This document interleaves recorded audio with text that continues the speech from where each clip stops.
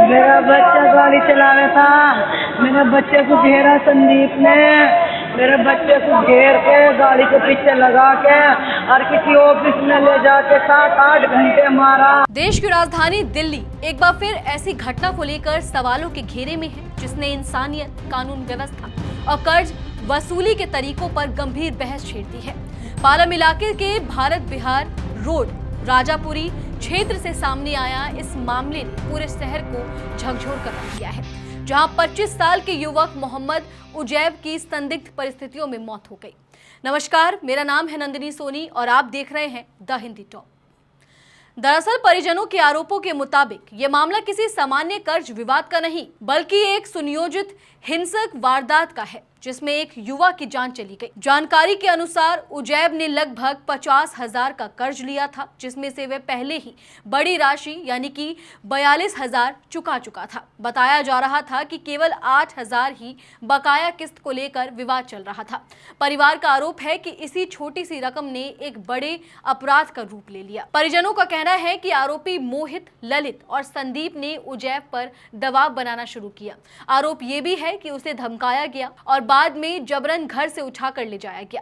सबसे गंभीर आरोप यह है कि युवक को रात भर करीब 7 से 8 घंटे तक लगातार प्रताड़ित किया गया। परिवार का दावा है कि उसे एक जगह बंधक बनाकर रखा गया और वहां उसके साथ अमानवीय तरीके से मारपीट की गई।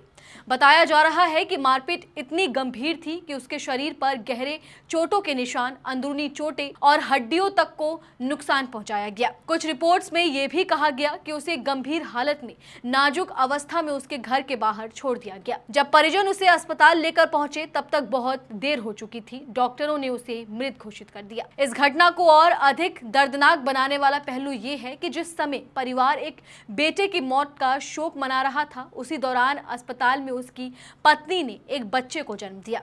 एक तरफ घर में मातम, दूसरी तरफ नए जीवन की शुरुआत। यह विरोधाभास पूरे परिवार के लिए असहनीय पीड़ा बन गया है। परिवार का कहना है कि उजैब घर का एक लौता कमाने वाला था और ऑटो कैब चलाकर परिवार का गुजारा करता था। उसकी पत्नी गर्भवती थी और घर में पहले से ही आर्थिक दबाव चल रहा था।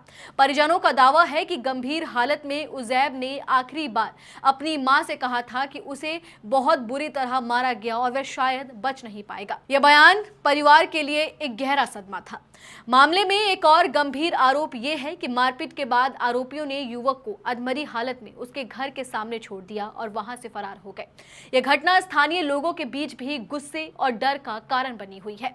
इस पूरी घटना ने दिल्ली की कानून व्यवस्था और कर्ज वसूली के अनियंत्रित तरीकों पर बड़े सवाल खड़े कर दिए हैं। आखिर कैसे एक छोटी सी बकाया राशि एक युवक की जान ले सकती है, और अगर आरोप सही है तो कैसे कथित तौर पर वसूली के नाम पर इस तरह की हिंसा खुलेआम होती रही।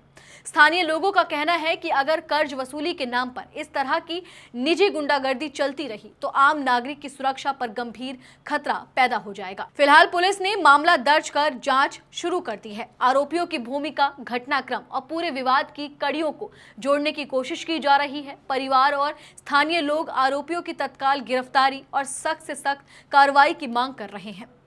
लेकिन यह मामला सिर्फ एक युवक की मौत का नहीं है, बल्कि उस व्यवस्था पर भी सवाल है जहां वसूली, दबाव और हिंसा के बीच एक आम इंसान की जिंदगी खत्म हो जाती है। अब सवाल यह है कि क्या जांच समय पर पूरी होगी, क्या दोषियों को सख्त सजा मिलेगी, या फिर यह मामला भी कुछ दिनों की सुर्खियों के बाद धीरे धीरे भुला दिया जाएगा।